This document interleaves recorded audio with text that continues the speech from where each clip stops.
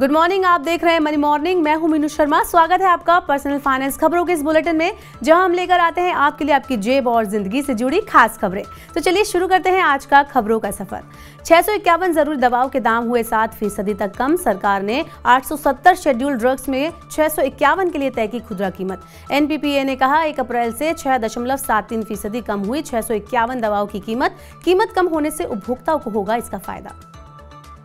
लघु बचत योजनाओं में निवेश के लिए सरकार ने पैन और आधार को बनाया अनिवार्य। निवेशकों को PPF, Sukanya Samriddhi, senior citizen saving scheme आदि में निवेश के लिए आधार दिखाना हुआ अनिवार्य। हालांकि निवेश करने की तारीख से 6 महीने तक का वक्त मिलेगा। आधार जानकारी जमा करने के लिए आधार न देने पर खाता कर दिया जाएगा बंद। पुराने निवेशकों के लिए 30 सितंबर है आधार जानकारी देने की आखिरी तारीख। यूपीआई से हर तरह के लेन देन पर जल्द शुल्क वसूलना शुरू कर सकती है सरकार। आईआईटी बॉम्बे ने दिया यूपीआई से हर लेन देन पर 0.3% का शुल्क लगाने का सुझाव। इससे यूपीआई पेमेंट सिस्टम के लिए आवश्यक इंफ्रास्ट्रक्चर के वित्त पोषण और इसकी वित्तीय व्यवहार्यता होगी सुनिश्चित। मौजूदा कानून के मुताबिक बैंक या यूपीआई परिचालन करने वाला नहीं लगा सकता लेन देन पर कोई शुल्क।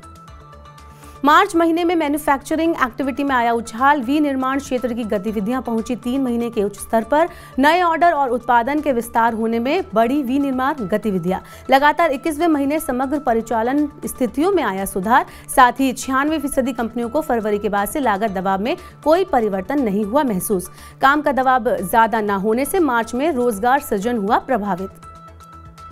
भारतीय रिजर्व बैंक रेपो रेट दर में कर सकता है और 0.25% की बढ़ोतरी। रिटेल महंगाई अभी भी 6% के संतोषजनक स्तर से बनी हुई है ऊपर।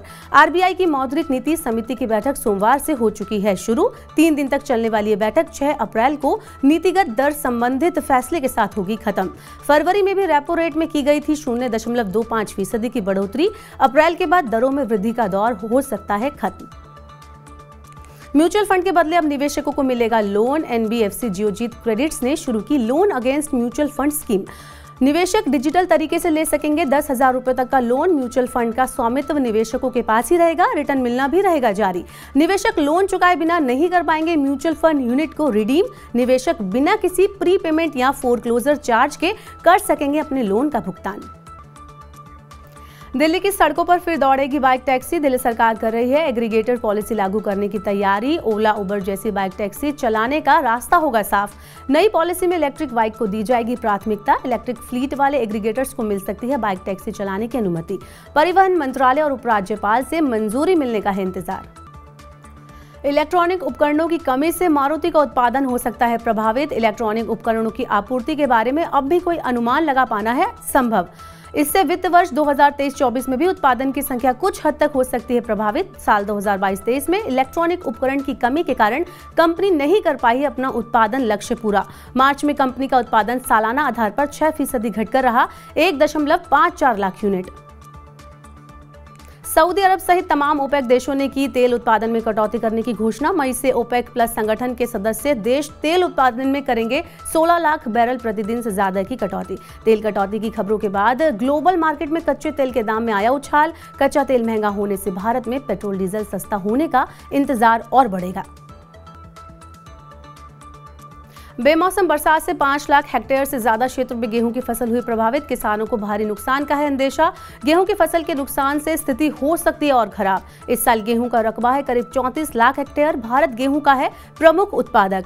गेहूं देश की एक बड़ी आबादी के लिए है प्रमुख भोजन। पंजाब और हरियाणा में गेहूं की फसल को हुए नुकसान का किया जा रहा है आंकलन। गुरुग्राम में घरों की बिक्री बढ़ी, लेकिन नोएडा और ग्रेटर नोएडा में घटी। जनवरी मार्च तिमाही के दौरान गुरुग्राम में 10% बढ़ी घरों की बिक्री। नोएडा और ग्रेटर नोएडा में घरों की मांग 23% घटी। लग्जरी घरों की मजबूत मांग से गुरुग्राम में बढ़ी बिक्री। होम लोन महंगा होने और प्रॉपर्टी के दाम बढ़ने से नोएडा में आई घरों की बिक्री में गिरावट। दिल्ली और गाजियाबाद में भी घटी है घरों की बिक्री। भारतीय स्टेट बैंक का सर्वर हुआ down. Net banking UPI service में आई रुकावट। 1 अप्रैल को ही बैंक ने सर्वर मेंटेनेंस की दी थी जानकारी। 1 अप्रैल को दोपहर 1:30 बजे से शाम 5 बजे तक आईएनबी, योनो और यूपीआई सर्विस रखी गई थी बंद। सर्वर मेंटेनेंस के बाद भी 3 अप्रैल को एक बार फिर हुआ एसबीआई का सर्वर डाउन। सोशल मीडिया पर ग्राहकों ने की इसकी शिकायत। सामी होटल्स ने सेबी के पास आईपीओ के लिए नए सिरे से जमा करवाए दस्तावेज। आईपीओ के तहत 1000 करोड़ रुपए के नए शेयर जारी किए जाएंगे। मौजूदा शेयरधारक 90 लाख इक्विटी शेयर की बिक्री पेशकश लाएंगे। आईपीओ से मिलने वाली राशि का इस्तेमाल कर्ज चुकाने और सामान्य कंपनी कामकाज के लिए किया जाएगा। तो मनी मॉर्निंग में आपसे विदा लेने से पहले आपको बता दें कि अगर आपके पास भी टर्म इंश्योरेंस से जुड़ा हुआ कोई भी सवाल है तो आप हमें आज दोपहर 2 बजे हमारे खास कार्यक्रम हेलो मनी 9 मेरा सवाल है में पूछ सकते हैं। हमारे एक्सपर्ट विरल भट्ट देंगे आपके सवालों के जवाब। आप अपना सवाल पूछने के लिए आप हमें 9311121874 पर व्हाट्सएप करें और अपना सवाल हमें भेजें। अपना सवाल आप पूरी जानकारी के साथ भेजें, डिटेल में लिखकर भेजें। अपना नाम, अपना पता और अपने शहर का नाम लिखना ना भूलें।